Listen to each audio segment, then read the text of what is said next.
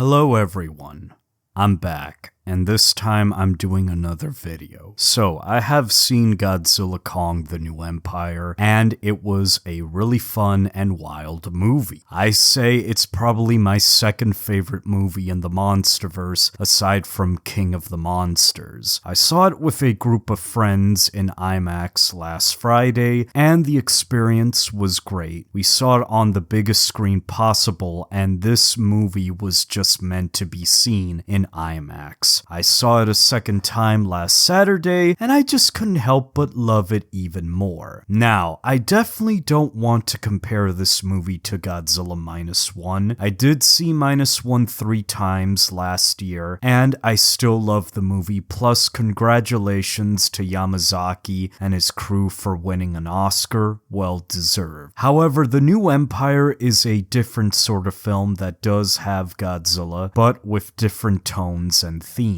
While Godzilla Minus One was dark and serious, this movie was more lighthearted and fun. I'll say a fun roller coaster ride from beginning to end. Plus, taking inspiration from the Showa era of Godzilla movies, mostly from the 60s and 70s. And I know that I have said in my Why Godzilla Minus One Will Be Great video that I did last year, and that I was no longer interested in the Monsterverse. Well, after seeing this movie, it made me re-spark my interest in this franchise moving forward. And if I did sound like a Toho purist in that video, I apologize. I now began to see that we can have both versions of the Big G, and that not everything has to be dark and serious all the time, even though I prefer those aspects more. Sometimes we do need more escapism in our lives, and this movie was that, pure escapism. But I also know that this movie won't be for everyone, since you do have Toho purists and Monsterverse fanboys fighting on what direction to take Godzilla and gatekeeping on whether Toho or Legendary should make more movies of. Honestly, there is just no pleasing these people with anything. But I'm getting way too ahead of myself. I want to talk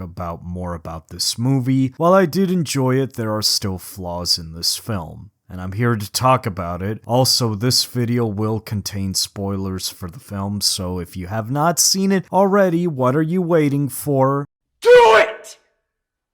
Just do it! Or if you just don't care, then stick around. Now, even though this movie has Godzilla in it, and he's given top billing in the title, this is mostly more focus on Kong than Godzilla. Now, before this movie got announced, it was confirmed that this was going to be more centered on Kong. I did get upset about it at first, since Kong already had too much screen time in the last movie, plus he was more the focal point. However, once I saw the movie, I was perfectly okay with it. While I may be more of a Godzilla fan, I do love King Kong. I love the original, as well as the Peter Jackson remake, especially the Toho film.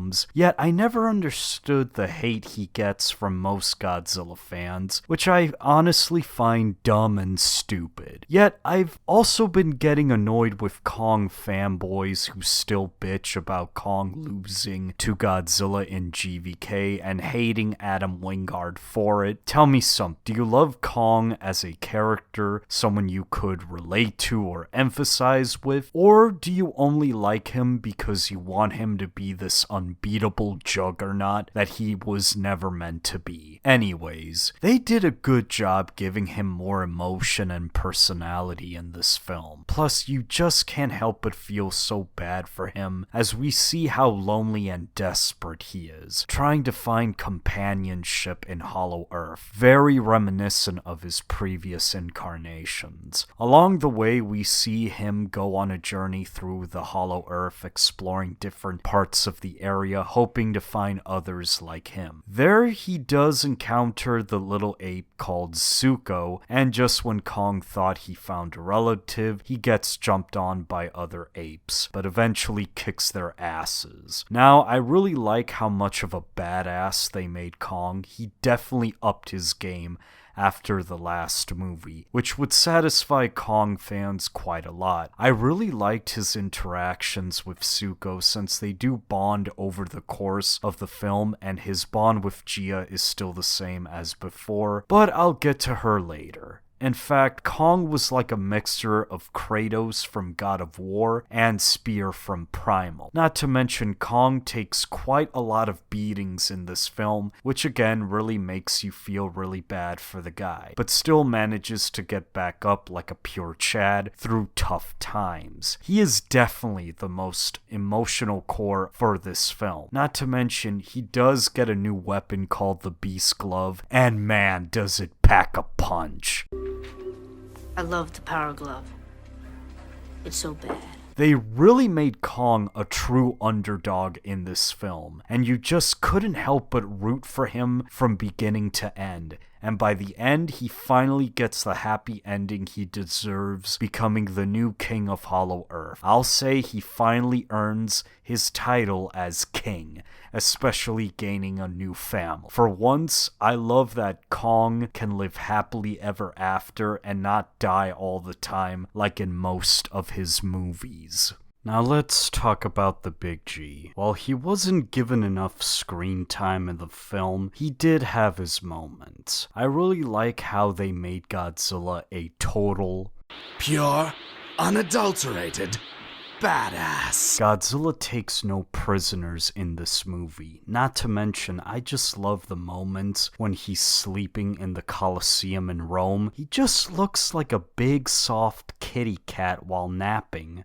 So cute. I also like his new evolved look that he gets later in the film. Reminds me of G2K, which is my favorite Godzilla design of all time, and the pink never bothered me, unlike most fans who had a problem with it. Also, pink is the highest form of radiation, so there is that. Not to mention, I just like how he looks like a dragon, since he's now a lean, mean fighting machine. Unfortunately, he just wasn't utilized well and acted more like a side character, which I was perfectly fine with. While he did have less screen time, it felt like he had more. It's what they say, less is more. Granted, he still shows why he is still the undisputed king of the monsters, but there just wasn't enough to develop him further as the story goes on. Although he does play a big part in the final battle, especially when he goes up against Skar King and Shimo,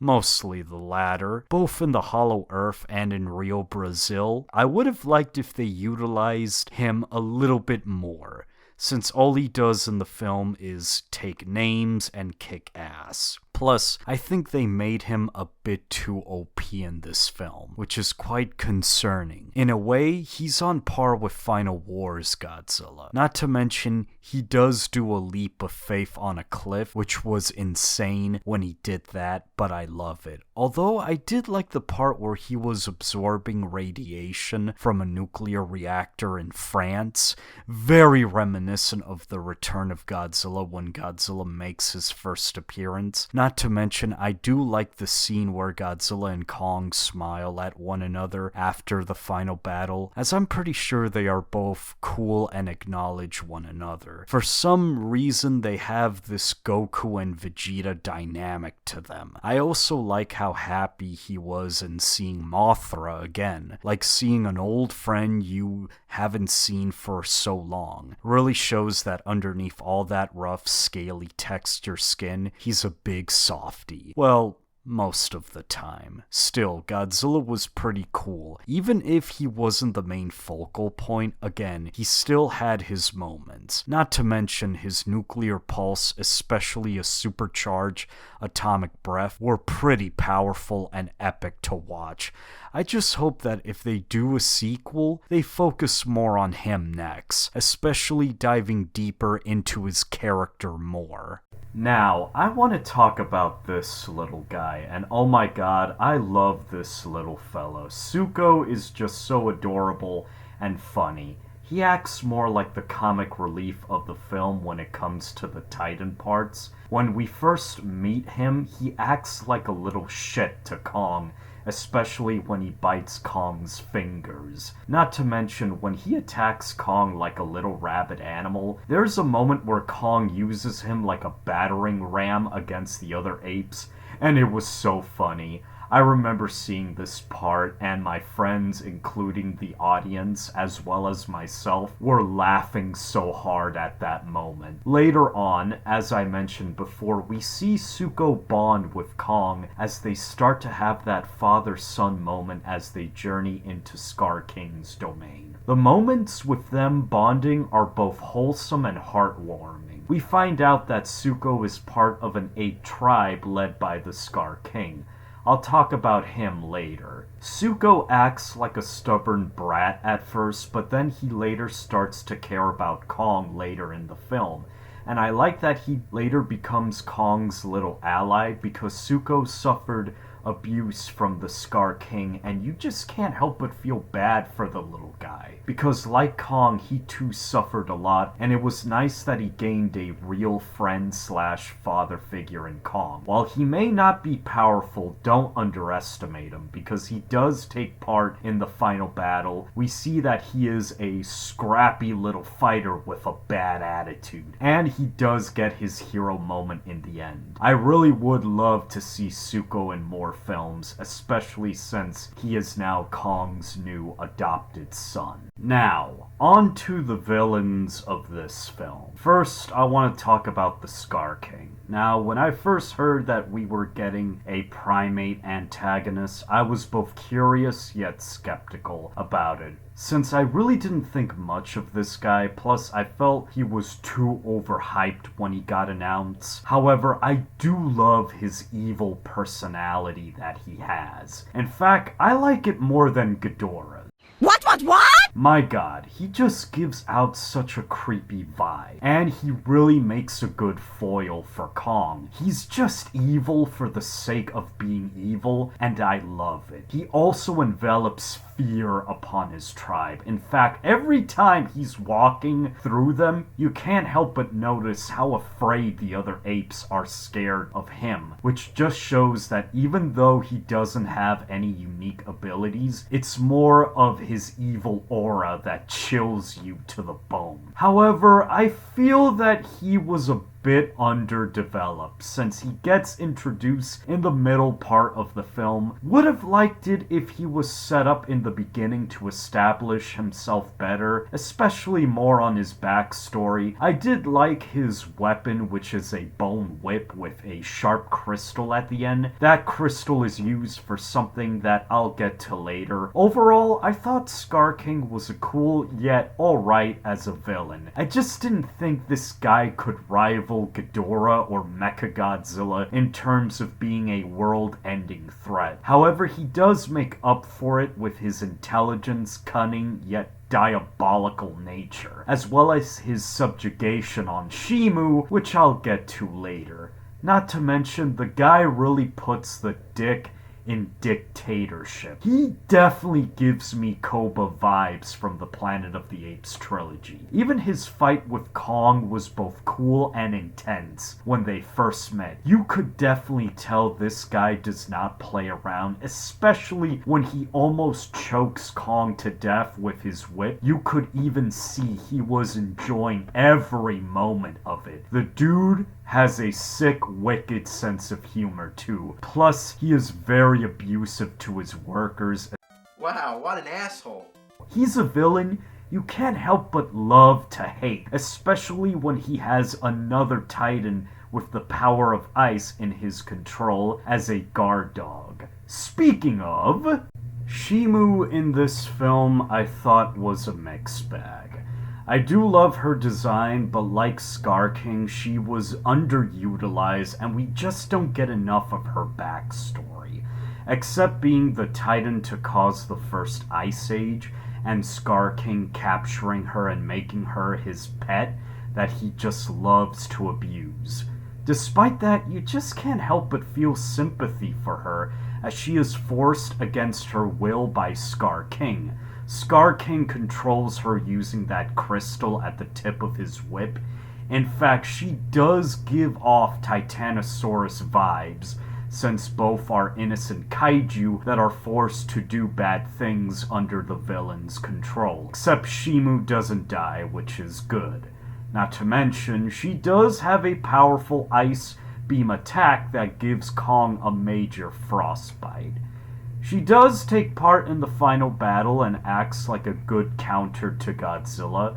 Since Godzilla has fire and Shimo is ice, it feels like the battle of the elements, or should I say, dueling dragons. God, I missed that ride. But she does later turn against the Skar King after Godzilla, Kong, and Suko free her, and boy does she get the ultimate payback in freezing her abusive owner, allowing Kong to finish the job once and for all. Way to go for the writers in killing such an asshole. Not to mention, I just really love her personality, especially at the end. She acts like a big puppy later on and becomes another one of Kong's new powerful allies.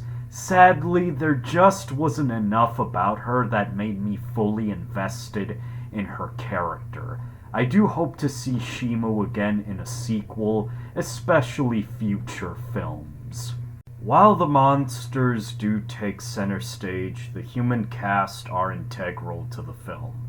They are a bit of an improvement over the last film. Rebecca Hall comes back as Dr. Eileen Andrews. Her character is the same from the last film, working with Monarch, monitoring both Kong and Godzilla. However, she is now the adopted mother of Gia, played by Kaylee Hoddle. I really liked her and Gia's mother-daughter dynamic, which is really touching and wholesome, in a way reflecting both Kong and Suko's relationship. Yet, I felt that Eileen gets little character development through the course of the film, but it was good to see her again. We also have another returning character, Bernie Hayes, who is once again played by Brian Tyree Henry, acts more like a comic relief in this film. Yet I just can't help but love the guy since he still does his podcast about the Titans, and is one of the funniest characters in the Monsterverse. Not to mention the scenes when he goes for the first time in Hollow Earth are so hilarious, especially when he documents his experience with a camcorder. Would definitely like to see Bernie in more future films. Gia returns in this film. I really like her character in the last film, since she was one of the best parts in GVK. However, in this film, I felt she wasn't utilized to her fullest. Although in the film we see her trying to adjust to a normal life in the world, unfortunately she feels that she doesn't fit in, especially trying to find her place in the real world, which was interesting and made her more relatable. While I did like her moments with Eileen and her bond with Kong was still heartwarming, sadly she doesn't offer as much and she just comes as sort of a plot device to awaken Mothra. Yeah, Mothra is in this film, and it was really good to see her again, yet she was heavily just there for fan service, but she does play a minor role in the film, especially in the final battle. Though I really like that Gia bonded with Mothra when she awakened her and sort of acted like her avatar, especially when Mothra stopped Godzilla from killing Kong in Egypt in order to calm him down and convince him to join the battle against Skar King and his army. We do get a brief moment between Gia and Godzilla. That is something that I would like to see in future films. Since Gia bonds with Kong and now Mothra, I really would like to see her warm up to Godzilla and act as the Miki Sagusa for the Monsterverse. In a way, she could be that psychic link that reads the Titan's thoughts and feelings. Also, bring back Rodan. We also get a new character named Hunter, played by Dan Stevens. Out of all the main characters in this film, he was definitely the best one. He has this lighthearted, witty, yet charismatic personality to him, and I just can't help but love this guy. He's like Ace Ventura and Crocodile Dundee rolled into one, and I could tell the actor was having a fun time playing this character. He has the best moments in the film, especially when he gives Kong the metal tooth due to a toothache, and when transporting the Beast Glove to give to Kong while the song I Was Made for Loving You by Kiss played in the back. Man, does he have great style plus a fun personality, and I really want to see him return in a sequel, especially future movies. He just now became one of my favorite human characters in the Monsterverse. While the movie does have a fast-paced plot, it definitely delivers on the monster action. And my god, the fights in this film are crazy.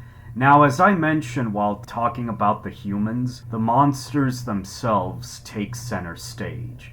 And that's good. In fact, Woo!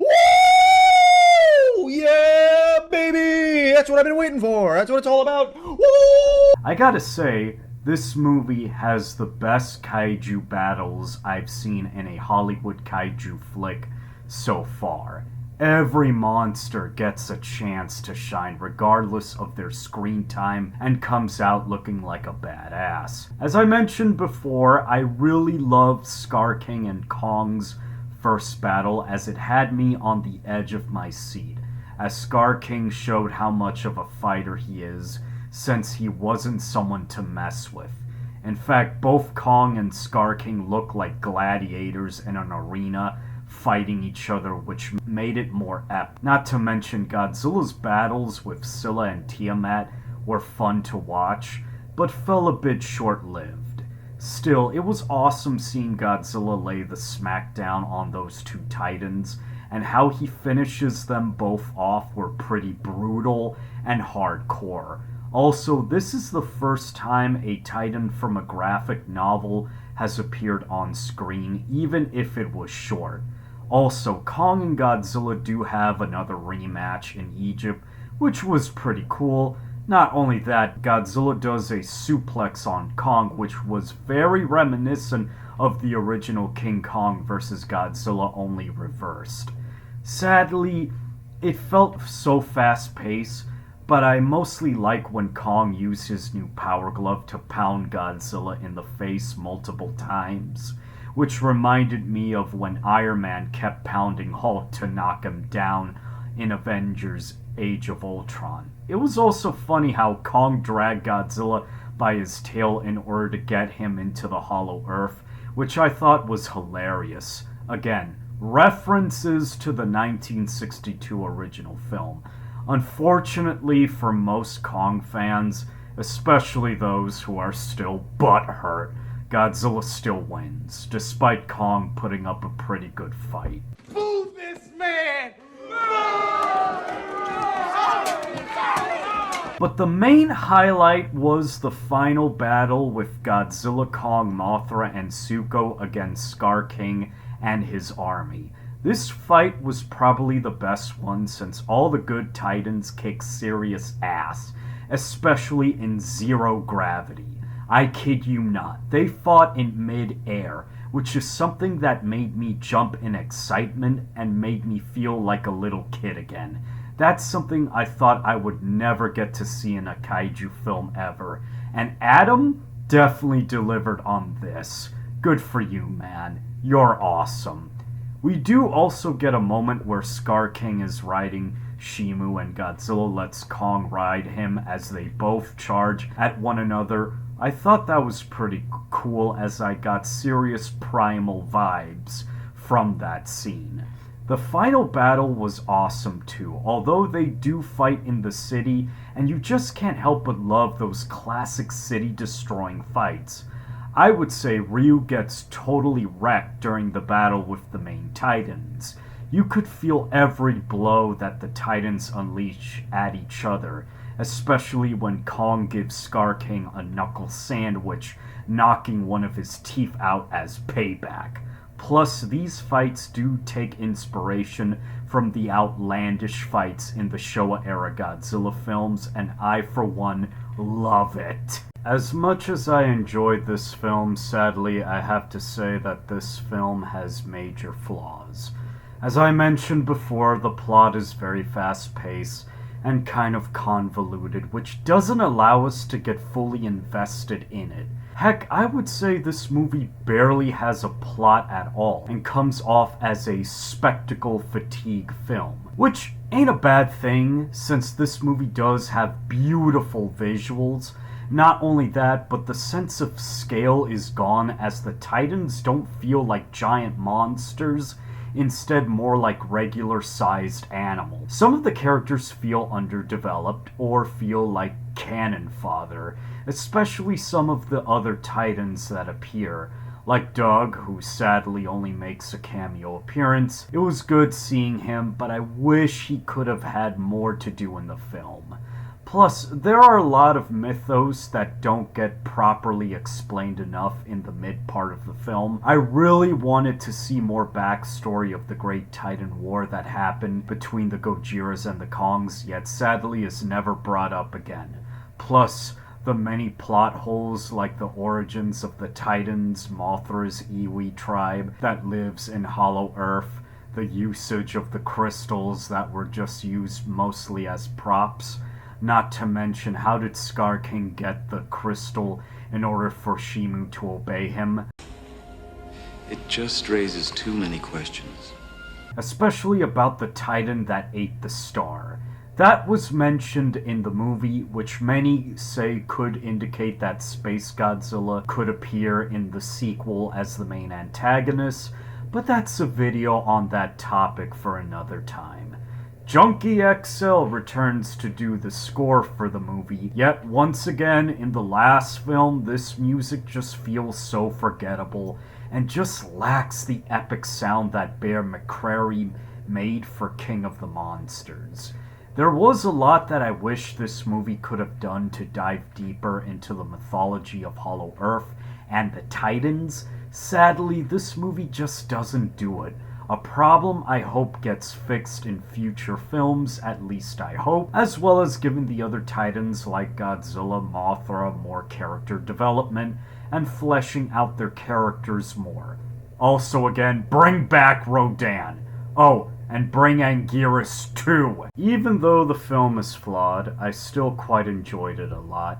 I think Adam Wingard did a pretty good job directing this film since he had full creative control this time. Plus, even Godzilla Minus One director Takashi Yamazaki enjoyed it when he first saw the screening of it, and actually praised the movie for its silly and fun, unique atmosphere.